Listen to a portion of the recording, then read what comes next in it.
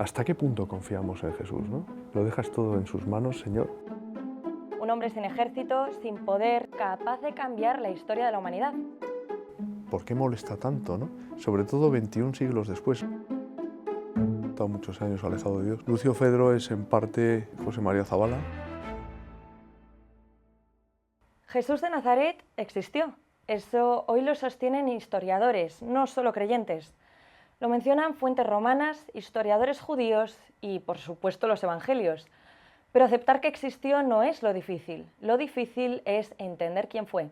Un hombre sin ejército, sin poder, sin haber escrito una sola línea y, sin embargo, capaz de cambiar la historia de la humanidad. Pero hay algo aún más desconcertante. Un grupo de hombres corrientes, pescadores, cobradores de impuestos, personas con miedo, con dudas, que lo abandonan en el momento más duro y que poco después aseguran haberlo visto vivo. Y no solo lo dicen, mueren por ello. ¿Qué vieron realmente? ¿Qué pasó para que todo cambiara? En el Profeta se reconstruye esta historia desde un punto de vista de un soldado romano. Hoy intentaremos entenderlo. José María, muchas gracias por estar aquí. Bueno, gracias a vosotros por invitarme a Ron Reports, que siempre me ha hecho mucha ilusión venir aquí. Es la primera vez que estoy con vosotros en Roma. Para mí es un privilegio. Llevamos persiguiéndote, podría decir, estás de gira, ¿no? Ahora en Italia, que has lanzado tu libro, has estado en Latinoamérica, en España. Sí, la verdad es que, lo decía fuera de plató, no he tenido tiempo ni de cortarme el pelo. Me decían que quería parecerme a Jesús de Nazaret y tenían razón. Quiero parecerme por dentro, no por fuera, y hace ya 2 días que conseguí ir a la peluquería. Pero bueno, dicho esta broma, hecha esta broma, que soy muy bromista, por cierto, he estado estos 5 meses y medio que lleva el Profeta en las librerías que no he parado, porque el Profeta no me ha dejado parar. Yo creo que la figura de Jesús de Nazaret es imprescindible hoy.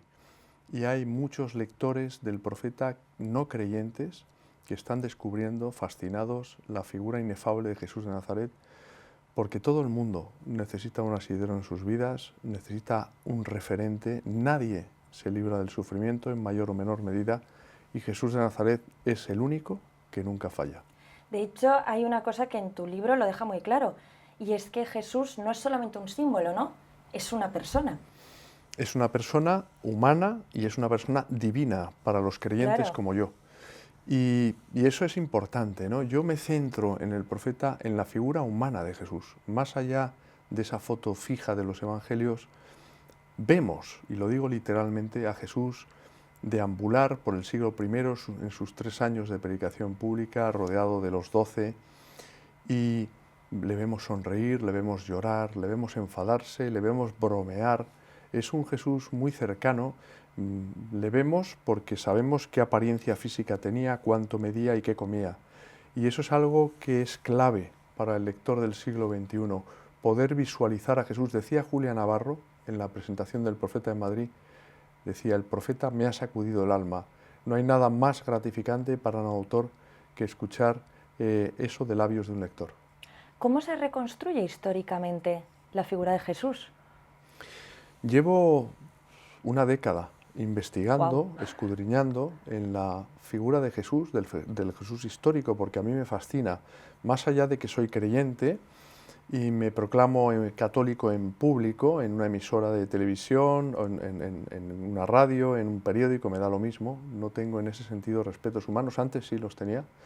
Ahora no me importa nada absolutamente lo que puedan pensar de mí, porque soy feliz, porque he descubierto a Jesús y porque estoy disfrutando al ver cómo muchos lectores están descubriendo a Jesús, están pasando por una experiencia similar a la que yo atravesé, no solo ya mientras escribía el Profeta, que lloré en algunos capítulos, especialmente los dedicados a la pasión de Jesús, mientras escribía el Profeta en un trastero en la zona sur de Madrid, con música de Bach, de la Pasión según San Mateo de fondo, sino porque, bueno, estoy recibiendo mensajes que me desbordan, de personas que están sufriendo y que han encontrado a Jesús, en Jesús ese asidero que ellas necesitaban sin saberlo, y que ahora se están replanteando su vida, personas que no han pisado una iglesia jamás y que quieren estar cerca de Dios, ¿no? Porque al final el mensaje de Jesús de hace 21 siglos está hoy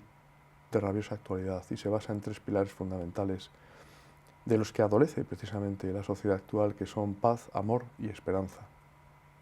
De hecho, los mensajes de Jesús ya no solamente están en los evangelios, también están en fuentes externas. Una pregunta un poco más directa y en relación con lo que dices, ¿por qué cuesta tanto aceptar a Jesús hoy en día? Jesús representa para muchos un estorbo, un incordio, porque implica poner en práctica una serie de valores de los que carece la sociedad actual. Los he comentado hace un momento, ¿no? El amor, ¿no? Todos hemos sido creados para amar y ser amados. Y hay personas que necesitan ese amor, y hay personas que necesitan verse reflejadas en esa parábola de la oveja perdida o del hijo pródigo, ¿no? Cuando descubren a Jesús es imposible que permanezcan indiferentes. Yo creo que ese rechazo que hay hoy en día, cada vez menor a la figura de Jesús de Nazaret, es sobre todo por ignorancia. Y hay muchos lectores que me lo han transmitido, he recibido miles de mensajes, en un 70% aproximadamente de lectores no creyentes, les habían contado otra historia que nada tenía que ver con Jesús de Nazaret, una visión distorsionada, manipulada, tergiversada del Jesús histórico. De hecho, lo comentaba antes con mis compañeros, que estábamos viendo todos el libro fascinados, y decía uno de ellos, a los musulmanes este libro le va a encantar porque se llama El Profeta. ¿Por qué se llama El Profeta? Bueno, Jesús, eso está en el Deuteronomio, por ejemplo, ¿no? Es decir, se le cita como el profeta, ¿no? Se alude a él, a Jesús de Nazaret, y luego eso está recogido también en el Nuevo Testamento. Es decir, se vaticina, ¿no? Se profetiza, valga la redundancia, que vendrá un profeta, ¿no? Que vendrá el Mesías. Y bueno, es un término, yo creo que también está dirigido a todos los públicos y que pone de manifiesto el objetivo primordial de la novela, que es tocar el corazón de los no creyentes.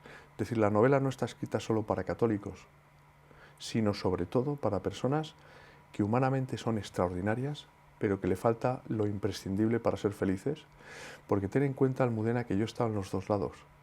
Yo he estado alejado de Dios 15 años sin pisar un confesionario y ahora estoy cerca de Dios.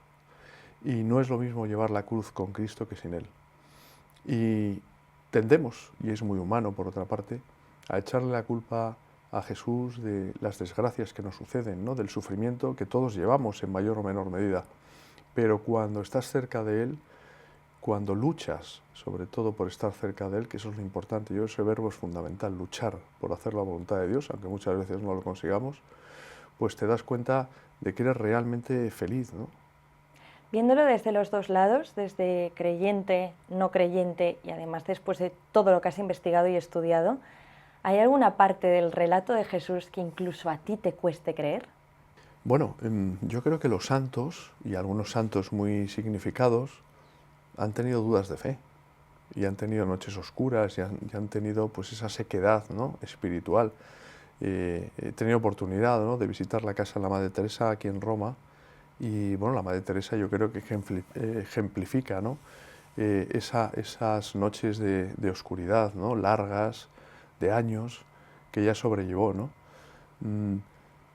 Yo tengo dudas de fe también, pero la fe es un don de Dios y lo que hay que hacer es pedirla con humildad, que nos aumente la fe.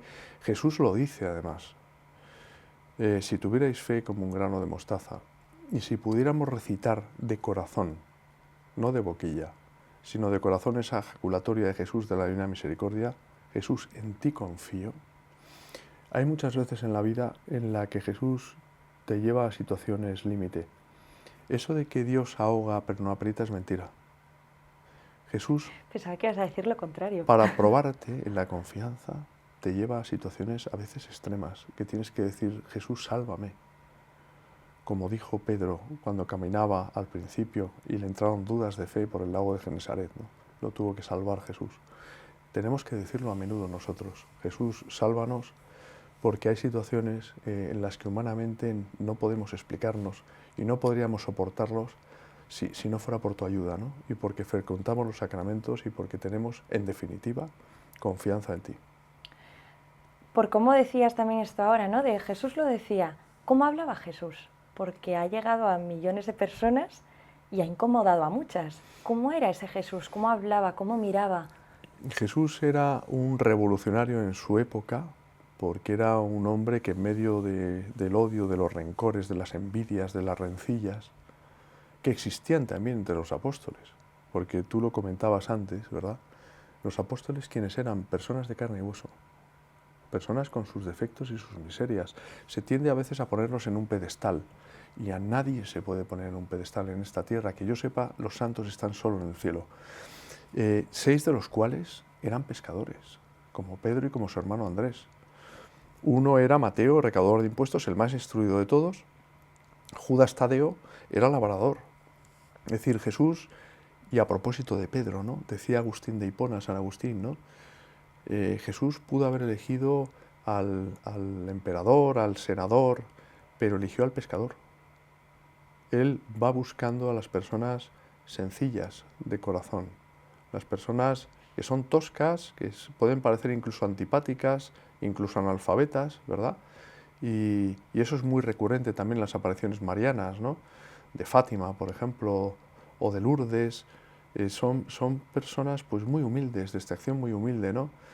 Y que obedecen a esa máxima evangélica, ¿no? Si no os hacéis como niños, no entraréis en el reino de los cielos. Yo creo que hay que hacerse como niños, en el sentido no de que seamos tontos ni ingenuos, sino que seamos inocentes. Y muchas veces nos sorprendamos, ¿no? Por muchas cosas, y demos gracias a Dios por cada momento que vivimos. Y eso es lo que el profeta ese mensaje está llevando a una sociedad. Claro, supone como una interpelación al lector, ¿no? Las personas cogen la novela como si fueran a leer una novela de Ken Follett o de John le Carré, se dan cuenta que es un thriller histórico con una trama de espionaje, con una trama romántica, pero llega un momento en el que de alguna manera se ven reflejadas en Lucio Fedro, en este guardia pretoriano, ¿no? Que va a investigar a Jesús de Nazaret para desenmascararlo como un traidor a Roma y a los dioses, y que acaba sufriendo un proceso de transformación interior, lento, y eso nos sucede a todos de alguna manera, ¿no? Pero que al final se siente abrazado como el hijo pródigo. Yo creo que la clave del éxito del profeta es haber buscado la mirada escéptica de Lucio Fedro, que simboliza la mirada del hombre de hoy.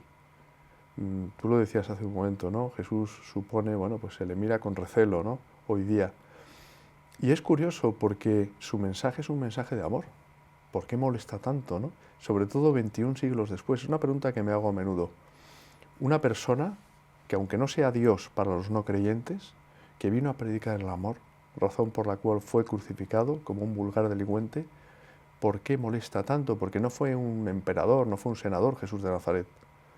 Le incomoda igual. Porque hablaba con autoridad, sin faltar a la caridad, pero con autoridad, con independencia del auditorio que tuviese delante. Le daba lo mismo porque Él es la verdad. Y la verdad era Él mismo, entonces eso molestaba a muchas personas, sobre todo a los fariseos, que pensaban que eran mejores que los demás. Yo creo que otra de las enseñanzas del profeta es que no debemos juzgar a nadie, y mucho menos por las apariencias. Jesús nos enseña eso, ¿no? Jesús iba con publicanos, con pecadores. Jesús nos concede a todos, iba a decir una segunda oportunidad, nos concede muchas oportunidades a lo largo de la vida. A mí me las concedió. Yo le cerré el corazón a Jesús durante muchos años, hasta que decidí abrírselo de par en par sin condiciones. Me convertí en esclavo de Jesús porque le entregué mi libertad, lo único que podía ofrecerle, a imagen y semejanza de la Virgen María. Y ahora soy feliz en medio de las dificultades. No nos creamos que porque estemos con Jesús, no nos vamos a librar de la cruz. No, no. Y además de una cruz que Él quiere para cada uno de nosotros, no es la cruz que queremos nosotros, que no coincide porque no somos Dios. Es la famosa frase de Jesús pone en tus espaldas una cruz que puedas cargar. Exactamente, pero Él te da la fuerza para llevarla, porque humanamente somos incapaces, absolutamente, de llevar esa cruz, si no es con su ayuda, si no frecuentamos los sacramentos, si no confesamos, si no vamos a misa, si no rezamos el Santo Rosario. Es así, yo lo he vivido, no toco de oído, es mi experiencia personal. Insisto, he estado 15 años alejado de Dios, viviendo en el abismo. y ahora estoy intentando vivir cerca de la luz. Y es cuando Jesús, que es la verdad, te da el 100 por 1 en esta tierra también, que no significa que te libres del sufrimiento, ¿no?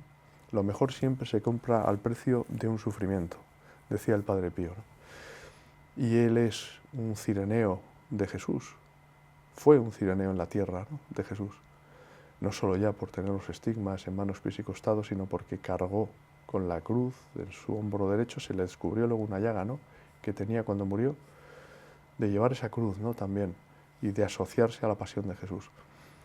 Pues esa es la clave, ¿no? Es decir, ser felices, que es una paradoja humana, en medio del sufrimiento. Y el mejor ejemplo de esto, pues es lo que estábamos comentando antes, la figura de los apóstoles. Es que sin la figura de estos 12 hombres, prácticamente la historia del cristianismo hubiera cambiado por completo. A mí una de las figuras que más me fascina es Pedro, de hecho. Es un pescador con familia. Bueno, creemos que tenía familia. Bueno, sabemos que tenía suegra, ¿no? Sabíamos que tenía suegra, efectivamente. Impulsivo, y de repente pasa de eso a dar la vida por Jesús. Bueno, es que eso es que a mí me encanta. Me has puesto el ejemplo que a mí me deshace el corazón porque, y al mismo tiempo me sirve de consuelo.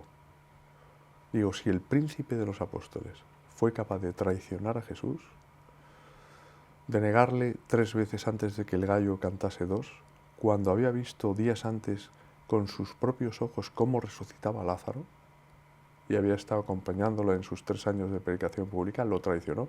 ¿Cómo no lo voy a traicionar yo? Claro. Que no lo he visto. Y eso es un gran consuelo, pero ahí hay un punto de inflexión clave.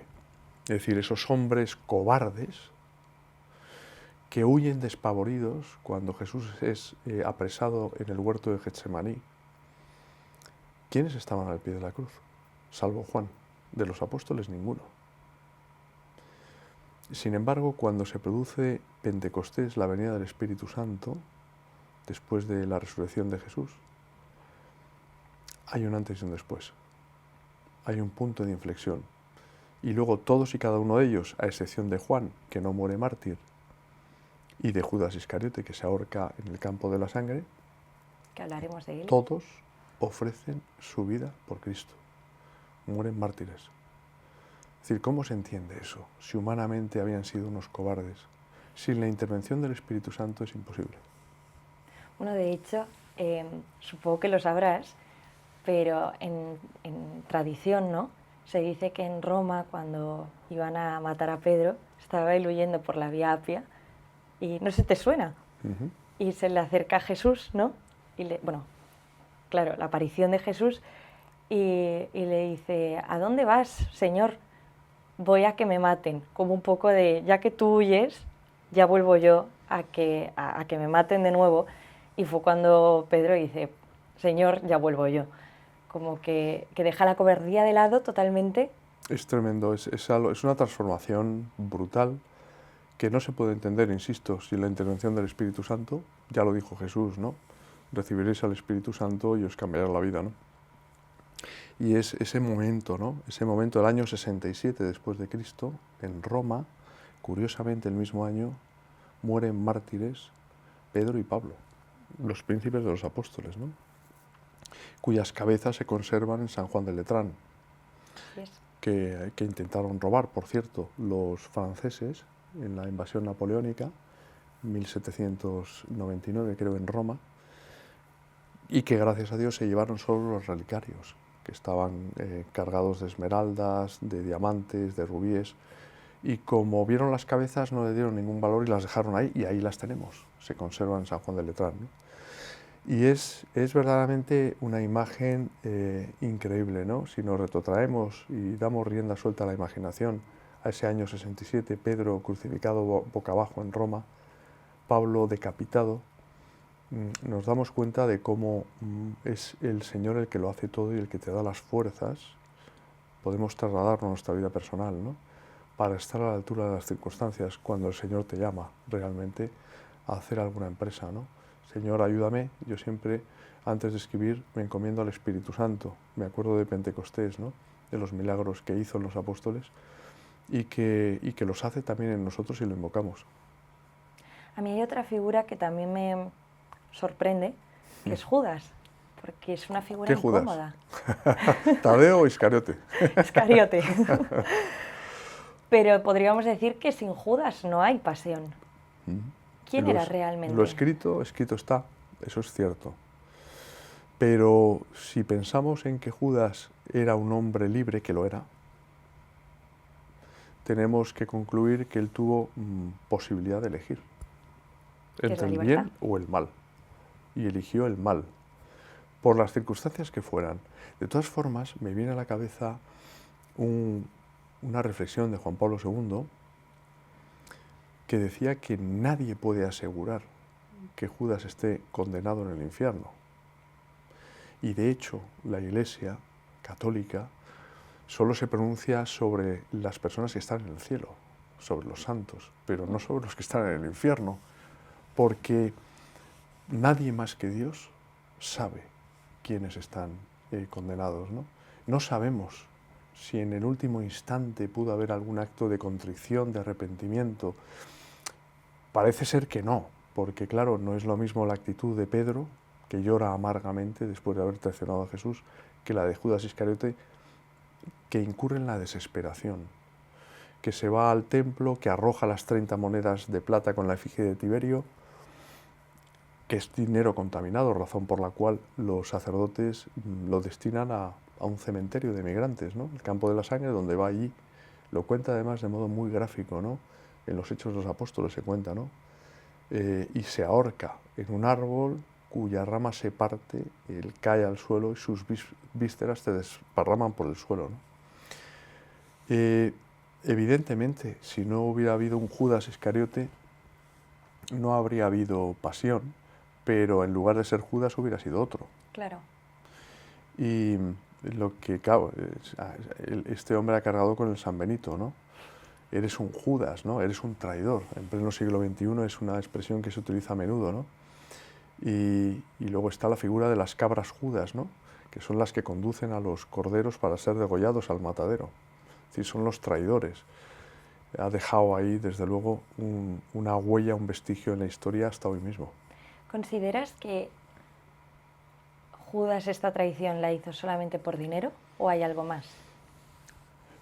Yo pienso que Judas, cuando lo elige Jesús para ser uno de los 12, él seguía a Jesús realmente de corazón. De hecho, Jesús le confiere, como al resto de los apóstoles, en la facultad de hacer milagros en su nombre. No es difícil imaginarse a Judas curando a enfermos o incluso expulsando espíritus impuros. Hay un momento, yo creo, en su vida en el que él, a semejanza de otros discípulos, que no son de los 12, abandonan a Jesús. Y es porque ellos contemplan a Jesús como el Mesías, el libertador del pueblo de Israel. Y desde esa mentalidad de la época, del siglo I, claro, no pueden entender cómo, siendo Dios, no acaba de una vez con las flagrantes injusticias de Roma contra el pueblo judío. Pues claro, Jesús predica la paz, ¿no? El pacifismo, el poner la otra mejilla. Y eso no encaja con el entendimiento de Judas Iscariote y de otros que deciden entonces abandonarlo. Y en el caso de Judas, traicionarlo, ¿no? Y ese es un elemento que yo creo que no se puede obviar, ¿no? No hay que ser reduccionistas, ¿no? A la hora de intentar aproximarse un poco a lo que pudo haber ocurrido, ¿no? O lo que pudo haber pasado por la mente de Judas Iscariote. Enfrente también hay otra figura, que es Poncio Pilato, un hombre que no veía culpa en Jesús, pero aún así decide condenarlo. ¿Por qué? Un cobarde, todos somos cobardes. El miedo es muy humano, Lo hablábamos hace un momento a propósito de Pedro, del príncipe de los apóstoles. Tú eres Pedro y sobre esta piedra edificaré mi iglesia. Jesús sabía perfectamente lo que estaba diciendo y conocía a Pedro. Pedro, ¿me amas? ¿Me amas? 3 veces se lo pregunta. Y cuando ya predice, ¿no?, que le va a traicionar, ¿no?, antes de que encante el gallo, ¿no?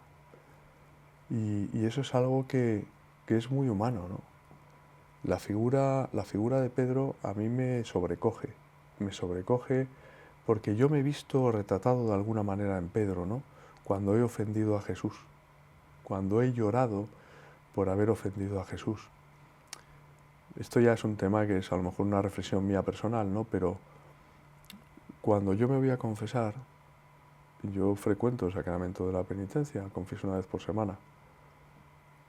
Antes me confesaba si me había portado mal con alguien, porque había herido a esa persona. Pero claro, primero había herido a Jesús, que es quien había puesto a esa persona en mi camino. Y esa es una diferenciación sustancial, muy importante, ¿no? Decía el Padre Pío que faltar a la caridad es como herir a Jesús en sus pupilas. Y es así. O sea, yo creo que la mirada de Pedro, la mirada enrojecida, las lágrimas de Pedro, él se está dando cuenta, ¿no? Que ha traicionado a su maestro, ¿no? A la razón de su vida, al hombre al que ha acompañado, que es Dios para él, durante 3 años, ¿no? Al cual ha visto obrar prodigios, curar paralíticos, hacer ver a los ciegos, expulsar a los espíritus inmundos. Es decir, es que es algo tan increíble, ¿verdad, Almudena? Que tú imagínate que nosotros hubiéramos estado en el siglo I acompañando a Jesús y viendo lo que hacía y luego lo traicionamos. ¿Cuál crees que es la figura, tanto a nivel de historia como en tu libro? Aunque en tu libro ya puedo saber quién es, pero ¿quién es la figura más actual? Lucio Fedro, este personaje de ficción. Me lo imaginaba. Es la clave. Es la clave del éxito del profeta.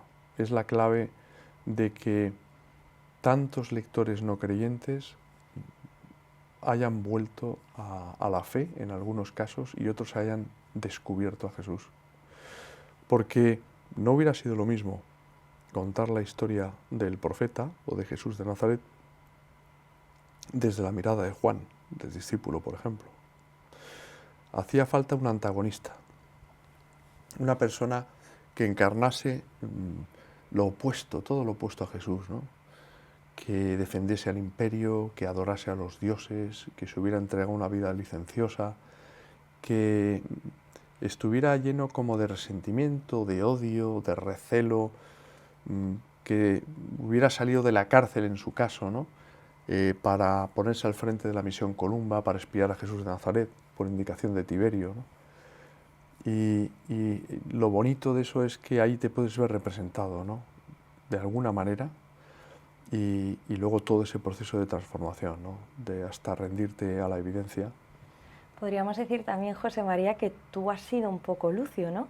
Porque, para quien no lo sepa, eres periodista, escritor, colaborador, pero hay un momento en tu vida, no en tu vida de periodista o en tu vida de escritor, en tu vida que te marca.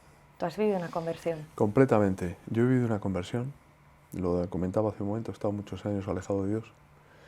Lucio Fedro es en parte José María Zabala. No toco de oído y yo creo que eso es importante, ¿no? Porque le da una autenticidad a la novela.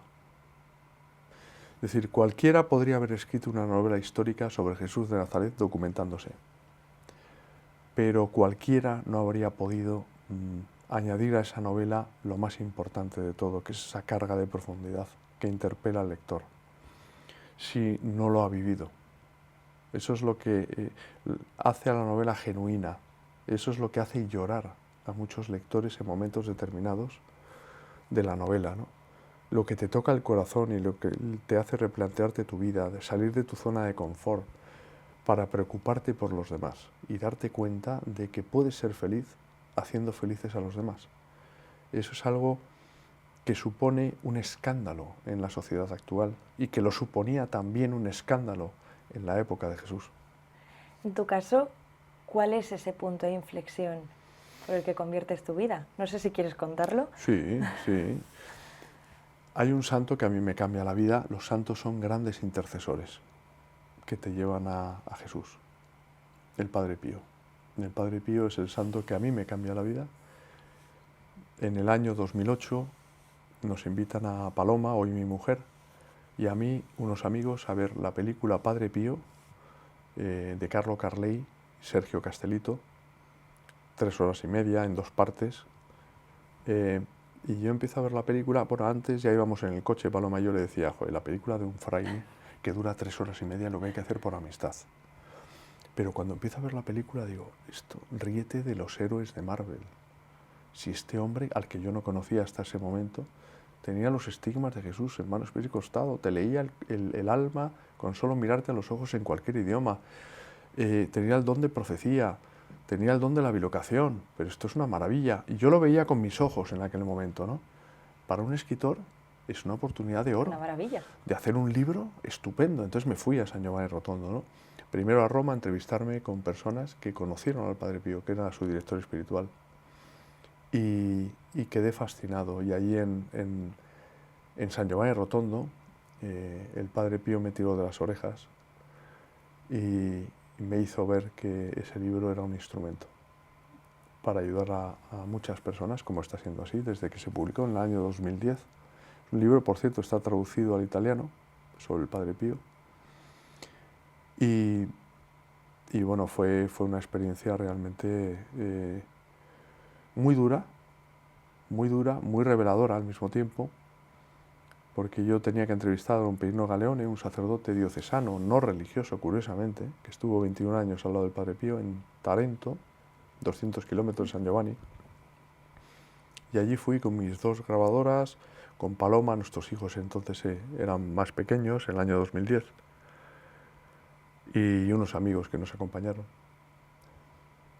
Y cuando terminó la entrevista, que me estuvo desgranando sus experiencias personales con el Padre Pío, me dijo, José María, confiésate. ¿Cómo se queda uno? Yo, sobre todo si te has confesado el día anterior, como fue mi caso, ¿no? Con un obispo jubilado argentino que vivía en San Giovanni Rotondo, que ya ha fallecido, Monseñor Rodolfo Laise, que fue mi director espiritual. Cada vez que yo iba a San Giovanni me confesaba con él.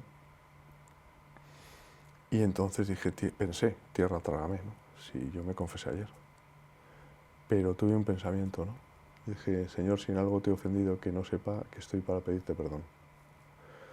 Y a continuación me preguntó, ¿me vas a decir tú los pecados o prefieres que te los diga yo? Opté por lo segundo y me dijo con fechas, nombres, situaciones, los pecados mortales que yo había cometido desde que hice la primera comunión con 6 años, algunos de los cuales pensaba que ya había confesado porque estuve 15 años sin pisar un confesionario, y otros pues que había olvidado desde entonces. Ahí es donde yo salí verdaderamente convulsionado. No vi a Paloma, que estaba en el umbral del saloncito de actos donde se celebró la entrevista. Eché a andar por un corredor y cuando me quise dar cuenta reparé en que había un obstáculo que me impedía avanzar el paso. Alcé la mirada y vi que era el Sagrado Corazón de Jesús señalándome con su índice su corazón de tamaño natural, y ahí me quedé mirándole hasta que Paloma vino a avisarme de que nos teníamos que ir ya. Y ahí es donde el Padre Pío me dijo, tú has venido aquí a hacer un libro que no es un libro tuyo, sino es un libro mío, es un instrumento, en definitiva. Y bueno, y eso es lo que me pasó. Dicen que los católicos conversos son los más radicales.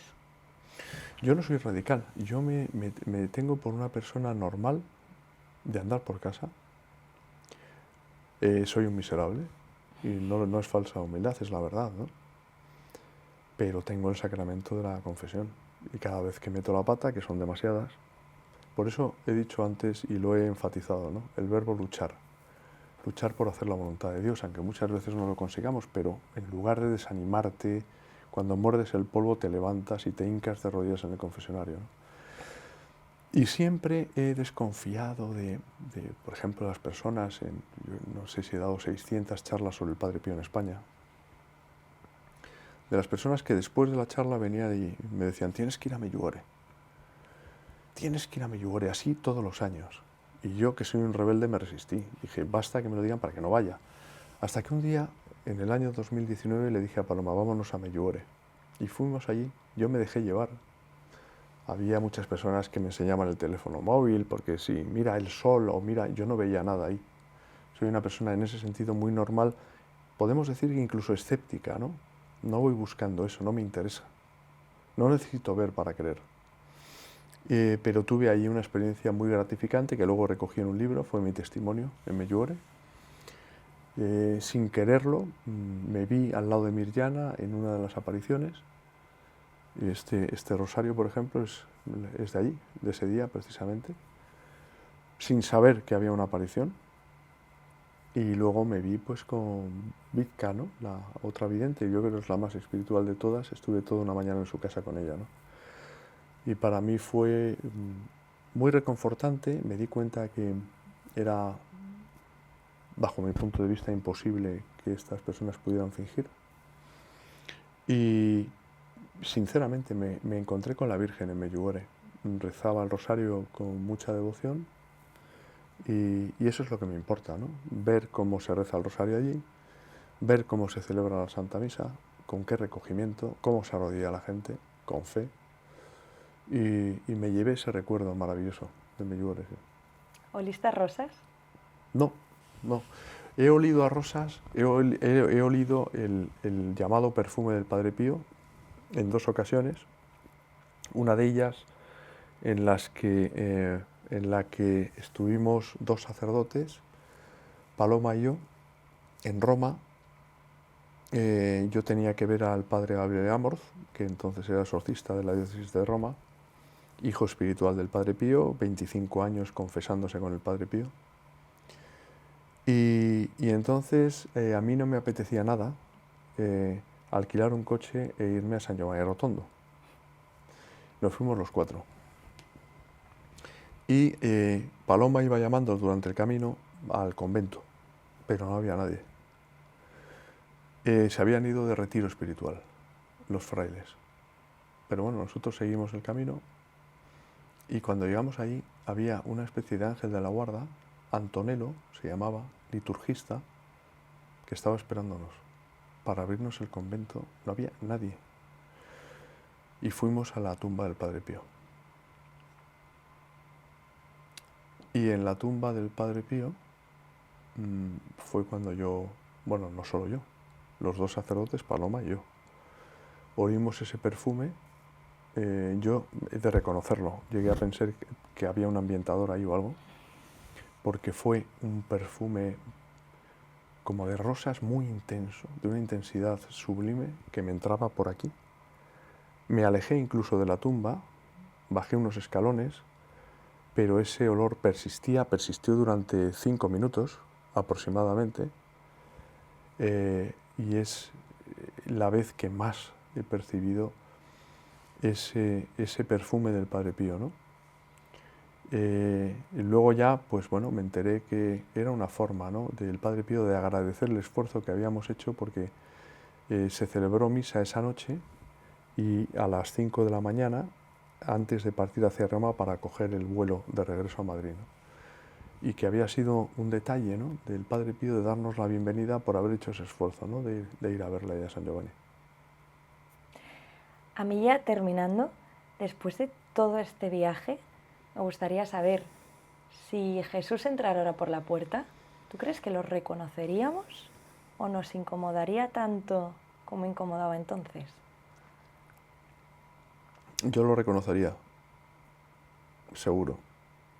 En alguna presentación del profeta me han preguntado, valga la redundancia, ¿qué le preguntaría yo a Jesús si lo tuviera al lado, ¿no? De hecho, yo lo tengo al lado, o sea, y lo tenemos todos en el sagrario, ¿no? Si tenemos fe realmente, ¿no? Yo no le preguntaría nada, yo solo le diría gracias. Y yo lo reconocería a Jesús. Yo lo reconocí cuando tuve esa confesión a tumba abierta en Tarento.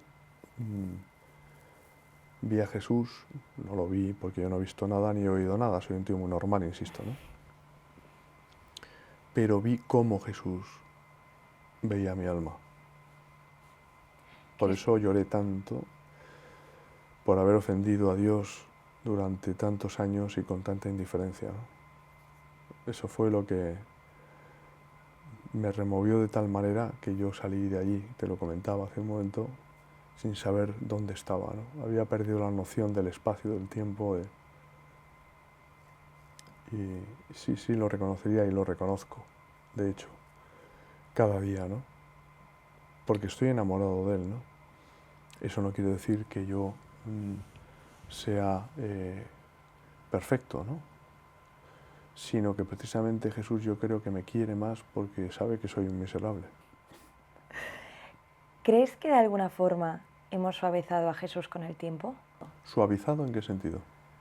En que la figura de Jesús realmente hay mucha parte que ha sido un poco boca a boca, por decirlo de alguna forma.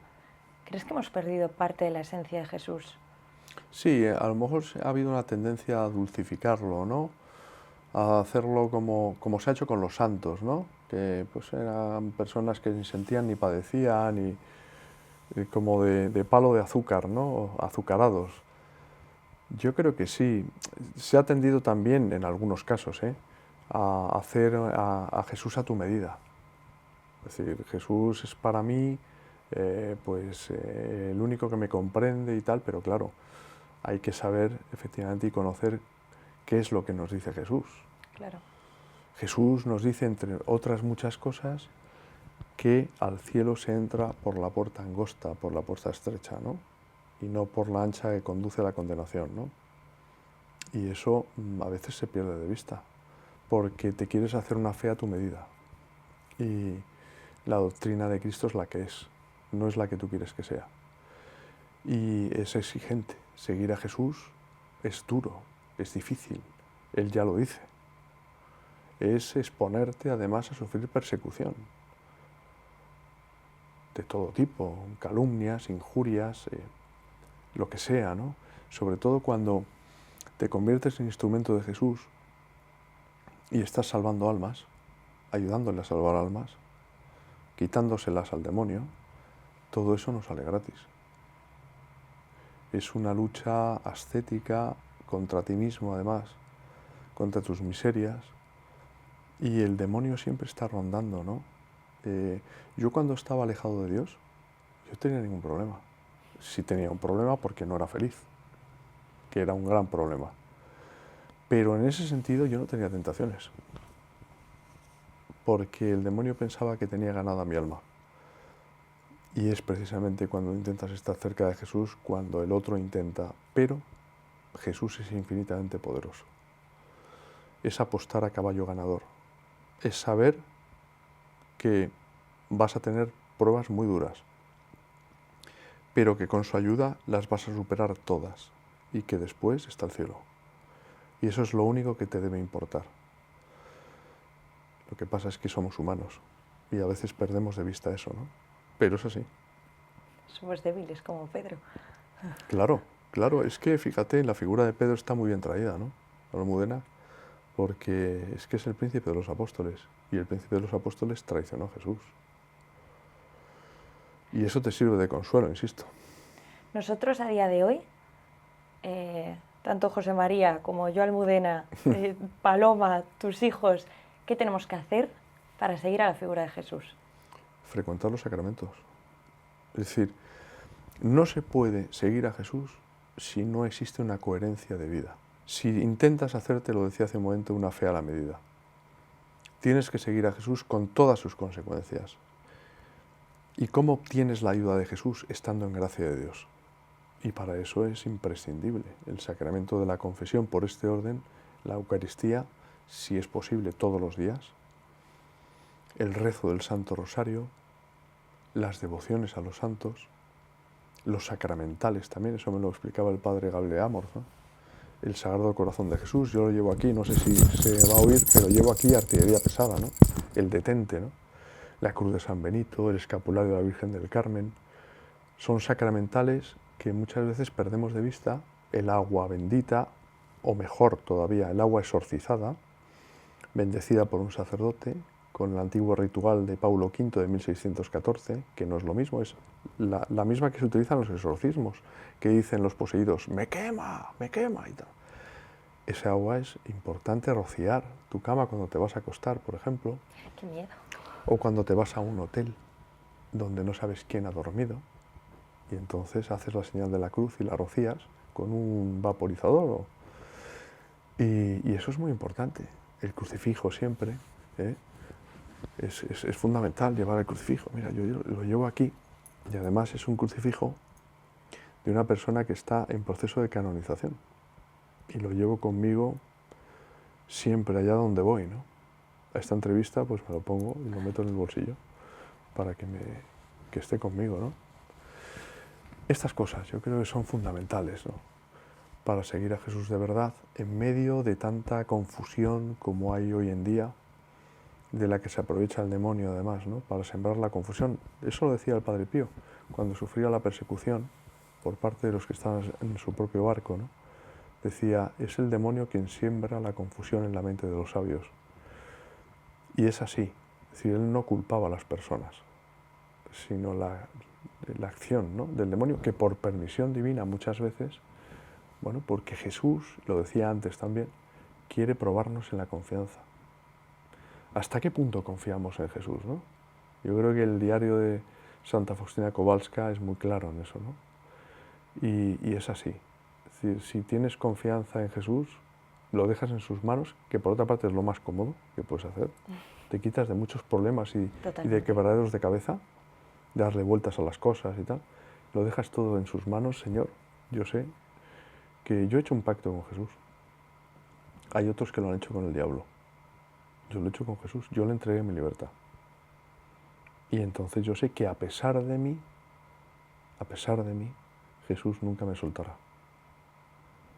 Y hay veces, en momentos de oscuridad, en que no lo ves. No lo ves y que no te apetece ir a misa. No te apetece rezar el rosario, te distraes. Estás pensando en otra historia. Pero por lo menos lo rezas o vas a misa porque sabes que a Jesús le gusta. Y es así. O sea, es una lucha permanente en la que no puedes bajar nunca la guardia.